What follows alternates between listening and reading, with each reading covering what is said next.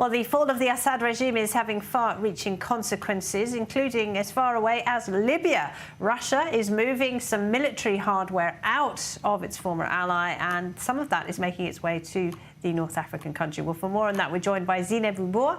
She's a research fellow at the Hudson Institute. Great to see you again, Zineb. So why Libya? Why is Russia moving this military hardware there?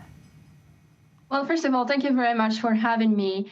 I would say that Libya is strategically important to Russia for two main reasons. It's about energy and geopolitical and military influence. Libya holds Africa's largest proven oil reserves, estimated at 48.4 billion barrels. It is a key energy asset for Russian interests in leveraging influence over Europe's energy supply. Its location in the Mediterranean and proximity to Sahel countries where the Russian paramilitary group Wagner operate is very important for Moscow, especially in terms of its ability to project military power and counter NATO's influence. More importantly, supporting factions like Khalifa Haftar's faction aligns with the Kremlin strategy to back, really strong leaders where the Kremlin can maneuver and shape the political landscape in Libya. And finally, I would say that Russian companies like Gazprom seek economic opportunities across Africa. And for these reasons, Libya is very important to Russia.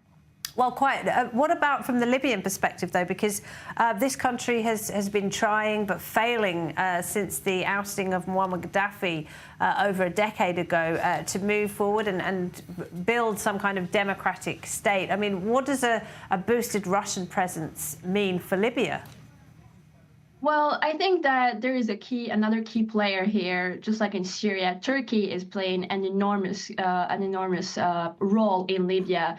They have military agreements with the UN-backed government of National Accord (GNA). They send advanced drone capabilities. They've deployed Turkish forces as well as allied fighters. They also ensured strategic dominance in the West, including Tripoli.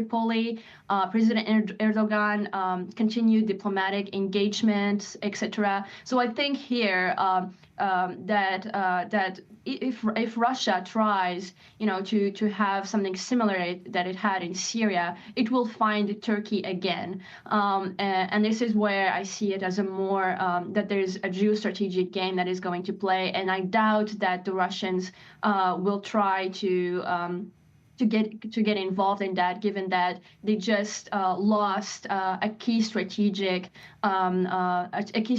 posture they had in Syria. All right, fascinating. Zineb, thank you very much indeed. We appreciate it. Zineb Rubour there.